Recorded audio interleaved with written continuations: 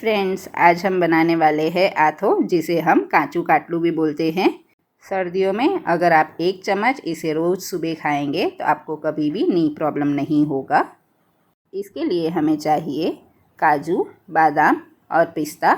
ये तीनों 3 टेबलस्पून लिए हुए हैं। 3 टेबलस्पून आलू बुखारा के बीज निकाल के कट कर लेने हैं। 3 टेबलस्पून चारोली ले लेनी है। 2 टेबलस्पून मेलन सीड्स लिए हैं, यानी कि खरबूजे के बीज। 2 टेबलस्पून किशमिश, पॉपी सीड्स यानी कि खसखस। 2 टेबलस्पून एडिबल गम लिया है। 1/4 कप मैंने खड़ी शक्कर ली है, जिसको पाउडर कर लिया था। फिर हमें लगेगा जायफल और इलायची। 3/4 कप जितना गुड़ लिया है। आधा कप सूखे नारियल को कद्दूकस कर लिया है। अब सबसे पहले हम पैन में डालेंगे बादाम, पिस्ता और काजू। सारी चीज़ों को हम ड्राई रोस्ट कर लेंगे। गैस की फ्लेम को हमें यहाँ पर स्लो से मीडियम ही रखना है, बहुत ज़्यादा फास्ट नहीं करिएगा दोस्तों। इसे अच्छी तरह से सिक जाने के बाद एक कढ़ाई में हम इसे निकाल लेंगे। फिर हम डालेंगे खरबूजे के बीज, खसखस और चारोली। इसे भी हम बहुत अच्छी से सिक लेंगे। यहाँ पर जैसे ही खरबूजे के बीज फूटने लगे तो समझ लीजिएगा कि ये हो चुके हैं। अब हम इसे भी साथ में निकाल लेते हैं। फिर ड्राई कोकोनट है, जिसको कद्दूकस कर लिया था, वो डाल देना है और इसे भी हम अच्छे से रोस्ट कर लेंगे। इसे 2 से 3 मिनट ही लगेंगे दोस्तों, और झट से निकाल लीजिएगा, नहीं तो ये तुरंत ही जल जाएंगे। इसका हल्का सा कलर चेंज हो चुका है तो हम इसे निकाल लेते हैं। ये रेसिपी बहुत ही पुरानी और हेल्दी है, तो आप इसे ज़रूर से ट्राई करिएगा। अब हम 2 टेबलस्पून जितना घी डाल देते हैं। अब इसमें हम गूंदर डाल के अच्छे से इसे फुला लेंगे। एक बार ये अच्छे से फूल जाए फिर हम इसे निकाल लेंगे। पूरी तरह से ठंडा होने के बाद हम इसको पीस के पाउडर कर लेंगे। अब उसी पैन में हम जो बचा हुआ घी है वो डाल देते हैं और गैस की फ्लेम को हम बंद कर देंगे। उसी के बाद हम इसमें जैगरी यानी कि गुड़, इसको मैंने बारीक कट कर लिया था, वो डाल देंगे और अच्छे से फैला लेंगे।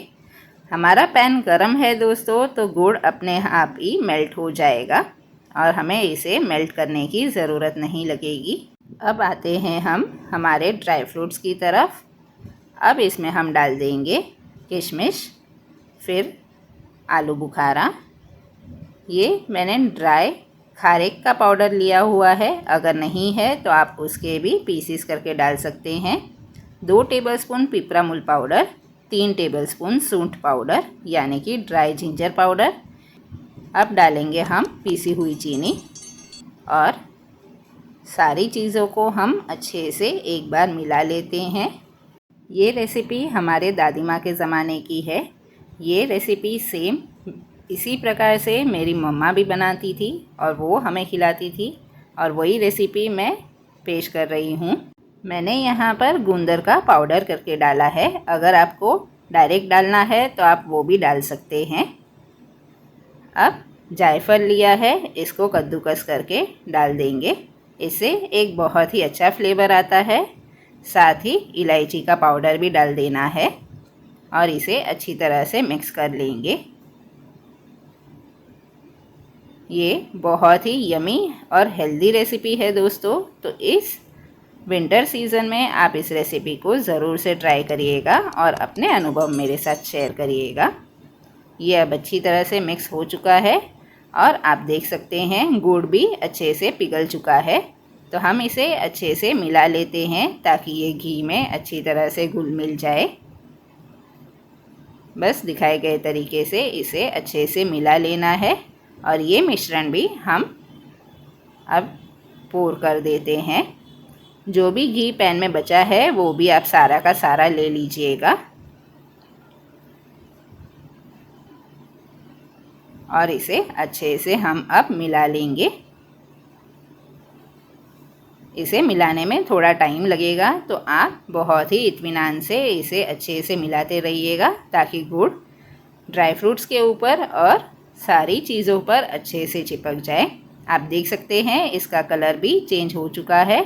हमारा काजू काटलू या फिर आथो बनके तैयार है दोस्तों। कोई भी एयरटाइट कंटेनर में आप इसे भर दीजिएगा और रोज़ सुबह 1 चम्मच खाइएगा तो आपको नी प्रॉब्लम या बैक पेन की समस्या बिल्कुल भी नहीं रहेगी। इवन प्रेग्नेंट वुमेन्स के लिए ये बहुत ही हेल्दी डिश है। तो आप इसे ज़रूर ट्राई करिएगा और अपने अनुभव मेरे साथ शेयर करिएगा। अगर आपको मेरी वीडियोस पसंद आए तो चैनल को like, share, subscribe and comment करना ना भूलना।